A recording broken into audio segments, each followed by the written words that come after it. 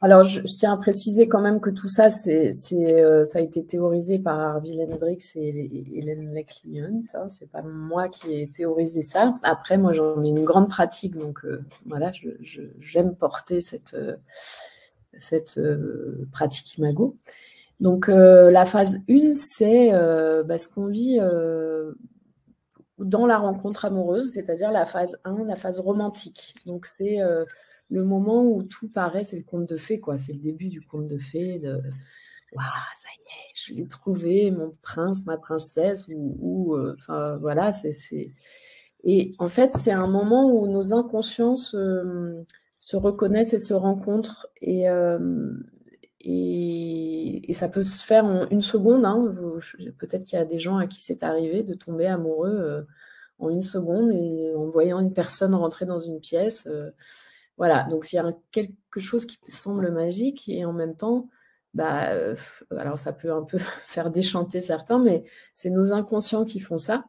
Et il se trouve que ça déclenche tout un cycle d'hormones, une usine à hormones à l'intérieur de nous, quand on rencontre quelqu'un et dont on tombe amoureux, qui fait que notre cerveau, on est un peu sous un état modifié de conscience, un peu sous drogue. Hein, donc je vais vous épargner tous les détails des hormones qui sont en jeu, mais en tout cas, ça nous brouille l'esprit. C'est-à-dire, tout à coup, on voit l'autre, le plus merveilleux du monde. Soi-même, on est au top, on se déploie dans toutes ses couleurs, dans toute sa splendeur.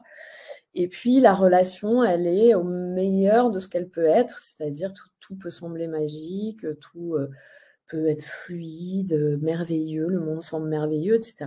Donc là, on est vraiment dans un état modifié de conscience qui dure plus ou moins longtemps. Hein. On va dire, il y a un film qui s'appelle L'amour dure 3 ans. Mais voilà, on va dire que ça a maximum 3 ans. Et puis, ça peut durer beaucoup moins que ça. Ça peut durer une journée, une semaine, 3 mois. Et plus on vit ce genre de période, et moins ça dure. Je parle en connaissance de cause. Voilà, mais c'est un moment merveilleux parce qu'effectivement, on est au meilleur de nous et la relation est au meilleur d'elle-même. C'est-à-dire que c'est le moment où on voit tout le plein potentiel de ce que peut être la relation avec la personne et de ce qu'on peut être nous en relation. Voilà, donc ça, c'est aussi le moment où on fait des projets, on peut faire des enfants, habiter ensemble, etc. Et ça concerne aussi, finalement, quand on prend un nouveau job, quand on va dans une nouvelle ville, quand on rencontre un nouvel ami, vous pouvez identifier ça dans plein d'autres secteurs dès que vous entrez en amour avec quelque chose, en fait. Voilà, donc on va dire que ça, c'est la phase de la période romantique et on aimerait que ça dure, sauf que... Est-ce que c'est pas un peu factice, finalement, le fait qu'on soit sous hormones? Est-ce qu'on est amoureux pour les bonnes raisons? Est-ce qu'on n'est pas un peu aveuglé? On est aveuglé. On est aveuglé. Ouais, totalement, on est aveuglé. Donc, c'est à la fois, ça peut être factice dans le sens où effectivement, on voit pas l'autre et on se montre pas vraiment soi-même dans toutes ses couleurs. Et en même temps, moi, je vois bien, avec mon expérience de thérapeute de couple, parce que j'ai pas dit, oui, j'étais thérapeute de couple et facilitatrice imago à Aix-en-Provence. Dans mon cabinet, je peux voir aussi que la phase romantique, c'est aussi le moment où on voit le potentiel de la relation. C'est-à-dire que c'est ça qu'on va essayer de retrouver dans la phase 3, c'est de recréer cette phase dans laquelle on était si bien. Après, je nuance tout ça, c'est-à-dire que ça, c'est dans la théorie, dans la pratique. On peut vivre un passage de la période romantique comme ça et en même temps vivre aussi des difficultés assez vite. Hein. Et puis, il y a des gens qui se mettent en couple et puis qui ont une période romantique assez, pas forcément intense. Enfin, voilà, tout ça est à nuancer. Hein. C'est une théorie qui est générale. Voilà. Mais après, bien sûr qu'il y a des nuances là-dedans. Donc, oui, on peut dire que c'est factice. Et en même temps, c'est ça qui permet. Donc, il y a toute on va dire, une biologie de la relation qui existe, hein, mais c'est pas mon job, donc je vais pas vous expliquer ça, mais qui expliquerait que notre cerveau, notre nature fait ça pour qu'on puisse se mettre en couple créer des familles et faire des enfants. Et que voilà, il y a aussi toute une chimie derrière tout ça de la nature pour que on puisse s'accoupler en fait et faire des projets et construire. Donc c'est à la fois factice et en même temps nécessaire parce que peut-être. Mais en tous les cas, il y a à distinguer l'état amoureux de l'amour, c'est-à-dire on peut vraiment tomber amoureux de quelqu'un qui, quand l'état amoureux va tomber, on va se dire mais en fait je l'aime pas vraiment parce que j'aime pas tellement qui il est. Mais ce cocktail d'amour là va nous le rendre tellement merveilleux, tellement. Mais en fait, on peut tomber amoureux de gens qu'on trouve pas forcément de belles personnes. Voilà. Donc. Et alors justement, qu'est-ce qui fait, puisque tu dis ce qui est passionnant, c'est qu'en fait, on décide très très vite, l'inconscient décide extrêmement vite, voire en quelques secondes, d'aller vraiment vers cette personne en particulier. Comment ça se passe c'est ça l'imago.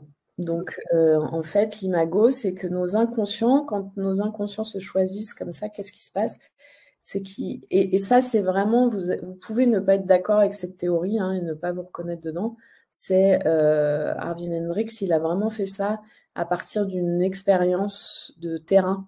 Et moi, je peux vraiment vous dire que au quotidien, dans mon cabinet, je le vérifie à chaque fois. Donc après, il faut l'expérimenter pour le croire, j'ai envie de dire. Mais en tout cas, la méthode Imago part de ce présupposé-là, qui est que nos inconscients vont reconnaître de manière immédiate un imago, c'est-à-dire l'imago, c'est les traits positifs et négatifs de vos figures parentales ou éducatives.